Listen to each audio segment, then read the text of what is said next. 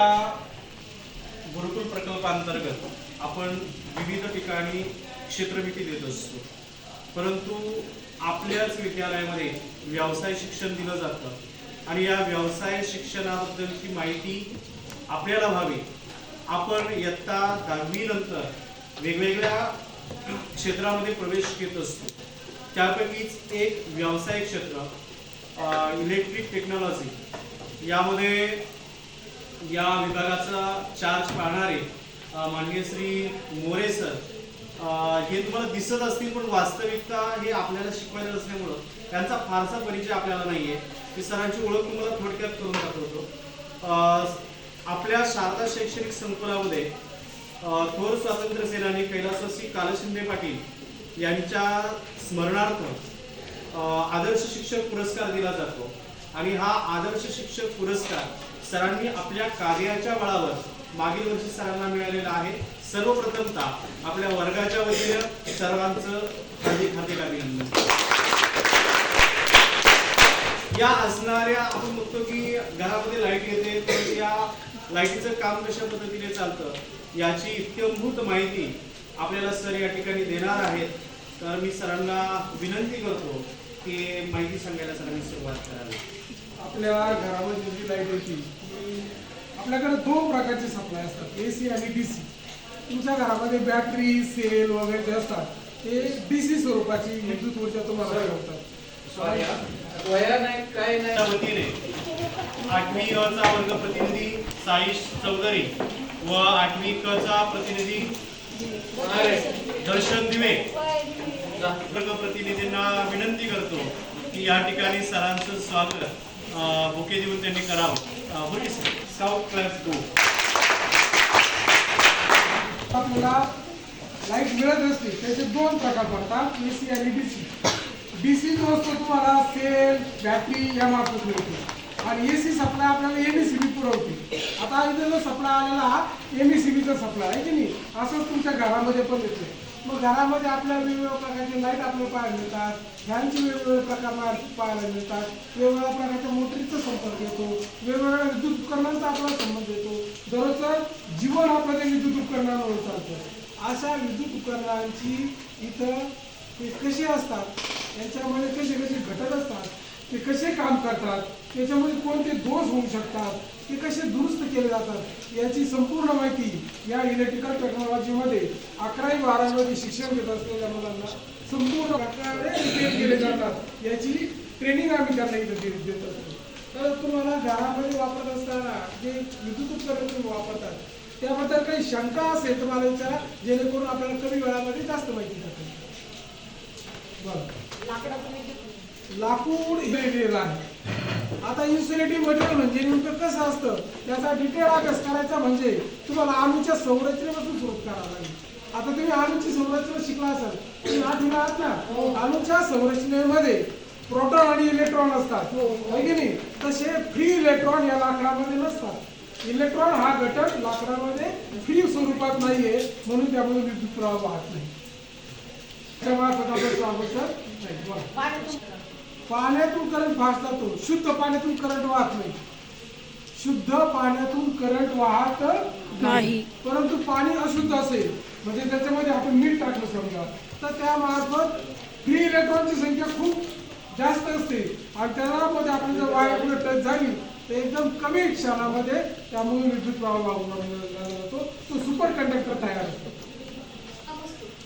आता आपल्या घरामध्ये जो सप्लाय येतो तो फेज आणि न्यूट्रल या दोघांमार्फत येतो. आपला हात जर फेज या तारेला जर लागला तर तो आपल्या शरीरामार्फत जमिनीला जाऊन पोहोचतो आणि आपलं शरीर हे विद्युत प्रवाह वाहून नेण्यासाठी.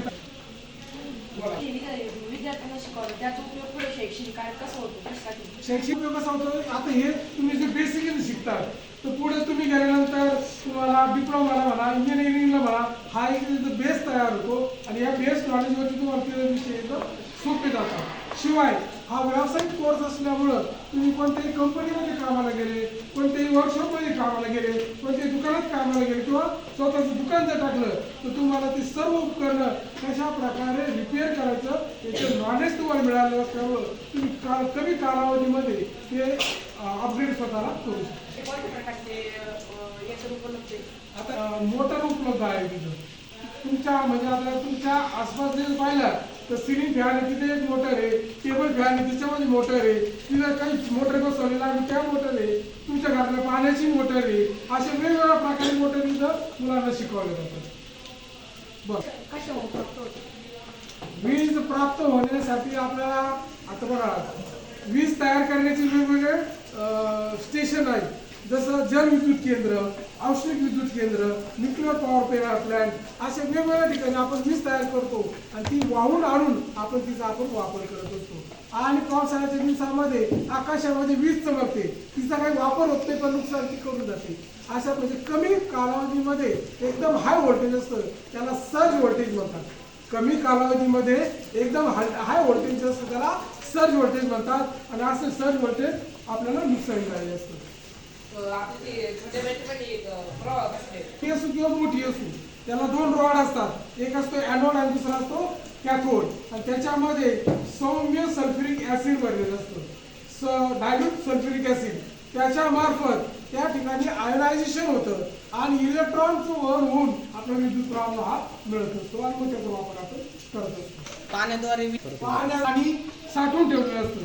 ज्यावेळेस कोणती गोष्ट एखाद्या ठिकाणी पाण्यासारखी गोष्ट एखाद्या ठिकाणी साठवून ठेवली जाते त्यावेळेस तिच्यामध्ये एक प्रकारची एनर्जी स्टोअर होते, तिला पोटेन्शियल एनर्जी म्हणतात. ती पाईप मार्फत वाहून आणली जाते, तिथं पोटेन्शियल एनर्जीचं कायनेटिक एनर्जीमध्ये रूपांतर होतं. त्याच्यामार्फत टर्बाईन फिरवले जातात. टर्बाईनमध्ये या कायनेटिक एनर्जीचं रूपांतर मेकॅनिकल एनर्जीमध्ये होतं आणि टर्बाईन फिरून जनरेटर फिरतं, ती मेकॅनिकल एनर्जीचं रूपांतर इलेक्ट्रिकल एनर्जीमध्ये होते. तुम्ही ऊर्जा क्षेत्राचे नियम शिकला असाल, कोण सांगतो बरं मला ऊर्जा नाही निर्माणही करता येत आणि ती ऊर्जा नाशही पावत नाही, तिचं एका रूपातून दुसऱ्या रूपामध्ये रूपांतर होत असतं. याला म्हणतात ऊर्जा अक्षयतेचे नियम. त्या ऊर्जा अक्षयतेच्या नियमाच्या आधारे आपल्याला वीज तयार होऊन येते आणि तिचा वापर आपण घरामध्ये करत असतो. विद्युत प्रवाह कसा वाहतो? तारेमध्ये कोणत्याही गोष्टीला विद्युत प्रवाह वाहण्यासाठी इलेक्ट्रॉन हा घटक महत्वाचा असतो. तुम्ही अणूची संरचना शिकला असाल, अणूच्या संरचनेत काय काय असतं बरं? त्याच्यावर पॉझिटिव्ह चार्ज असतो तो प्रोटॉन असतो, ज्याच्यावर कोणताही चार्ज नसतो असं न्यूट्रॉन असतो आणि त्याच्या दीर्घ वर्तुळाकार कक्षेमध्ये इलेक्ट्रॉन फिरत असतो. आपली जी तार असते ती तारेमध्ये अनेक अणू एकत्र आलेले आहेत तिथं आणि मग त्याच्यामध्ये जे फ्री इलेक्ट्रॉन असतात त्यांच्या मार्फत वीज वाहते आणि तिचा उपयोग आपण आपल्या कामासाठी करू शकतो. उपकरणं तयार होतात, तयार झालेली उपकरणं आपल्याकडे येतात. त्यांच्यामध्ये कोणता दोष झाला तो पाहून आपण त्यांना काय करतो दुरुस्त करतो आणि ती पुन्हा वापरायला आपल्याला उपयोगात येतात.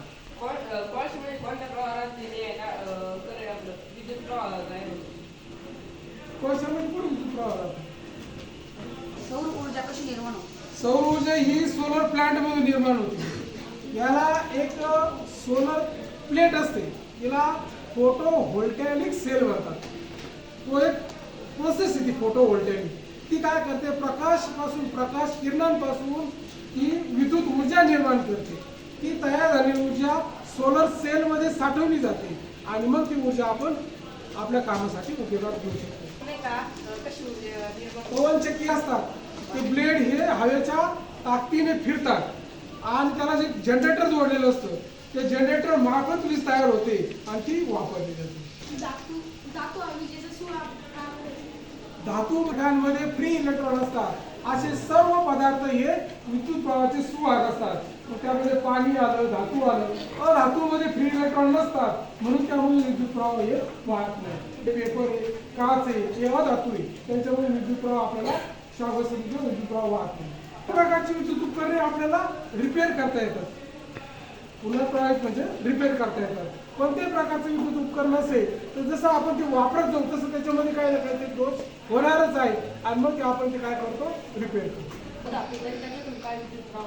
हा अधातू जरी असला तरी त्यामध्ये त्याचा ब्रश स्वरूपामध्ये उपयोग केला जातो. ग्राफाइट हा धातू फक्त ब्रश बनवण्यासाठी, ब्रश म्हणजे मोटरची ब्रश आणि त्यातून विद्युत प्रवाह वाहतो. पण मिक्स केलेलं असतं. सप्लाय होऊ शकतो.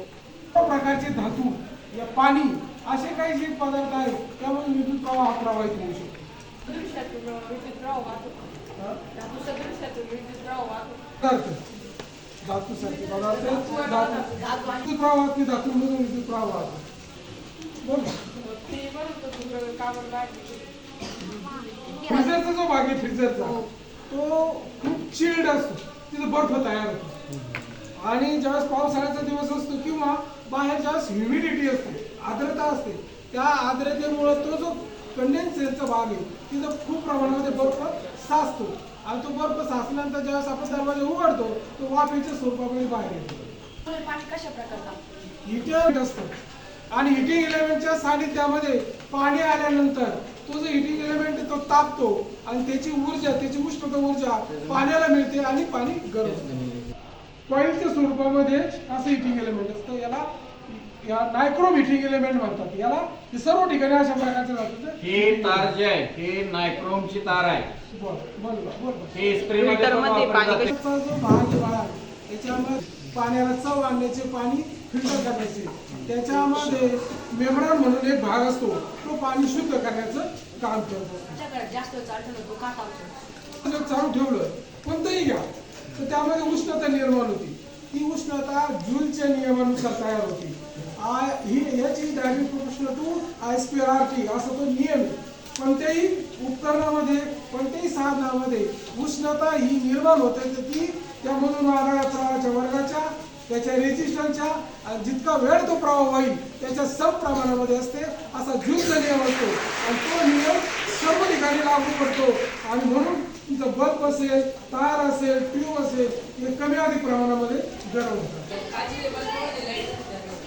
त्याला फक्त आवरण, त्याच्यामध्ये एक गॅस भरला असतो, नायट्रोजन, आर्गॉन अशा प्रकारच्या गॅस भरले असतात. त्याला फिलामेंट असतं. त्या फिलामेंटला सप्लाय भेटला की तो प्रकाश बाहेर येऊ लागतो आणि आपल्याला प्रकाश लागतो त्या लॅम्पच्या मार्फत. त्याच्यामध्ये वेगवेगळे रंग भरले असतात. जसं आता मर्क्युरी वेपर लॅम्प आहे, पांढरा प्रकाश बाहेर पडतो. त्यामध्ये नायट्रोजन भरलेला आहे, तो हा सर्व प्रकाश बाहेर येतो. हा पुढच्या तुमच्या डोक्यावरती यामध्ये कोणता कलर बाहेर पडतो, हिरवा, नारंगी, निळा. विजेचे प्रयोग करताना तुम्ही किती व्होल्टेजवर काम करतात ते महत्वाचं आहे. बॅटरीवरती 12 व्होल्टवर काम करत असेल तर तिथं फारशी काळजी करायचं कारण नाही. कारण बॅटरीला हात लावून समजतो नाही बसत. परंतु 230 व्होल्टेज इथं जर काम करत असेल तर तुम्हाला काळजी घेणं गरजेचं असतं, कारण याच्यापासून शॉक बसतो. बरं, पाणी पडलं तो का तो तापलेला असतो, त्याच्यावर थंड पाणी पडलं का काच फुटून जाणार आहे. आणि काच फुटलं का आतलं फिलामेंट 0 सेकंदामध्ये जळून जातं. 11वीच्या आणि 12वीच्या मुलांना त्यांच्या प्रवेशानुसार, 11वीचा प्रवेश आणि 12वीचा प्रवेश, 11वीच्या मुलांना आम्ही बेसिक टेक्नॉलॉजी शिकवतो. इलेक्ट्रिकल संदर्भाची बेसिक टेक्नॉलॉजी, समजा जसं मोटर म्हणजे काय असते, AC सप्लाय काय आहे, DC सप्लाय काय आहे, त्यांची उपकरणं कोणकोणती असतात. आणि 12वीमध्ये मग आम्ही त्यांना या टेक्नॉलॉजीवर आधारित मशीन शिकवतो. जसं मोटर आहे, जनरेटर आहे, ट्रान्सफॉर्मर आहे, अशी मशिनरी आम्ही त्यांना 12वीच्या वर्गामध्ये शिकवतो. टेक्निकल आणि टेक्नॉलॉजी मध्ये काय फरक आहे? आता इलेक्ट्रिकल टेक्नॉलॉजीमध्ये विजेशी संदर्भात तुम्हाला सर्व काही माहिती मिळते. आणि मेकॅनिकल टेक्नॉलॉजीमध्ये वापरलेली वीज वापरून तयार चालणारी जी machinery, lathe machine, shaping machine, अशा प्रकारची गोष्टी तुम्हाला मेकॅनिकलमध्ये पाहायला मिळते.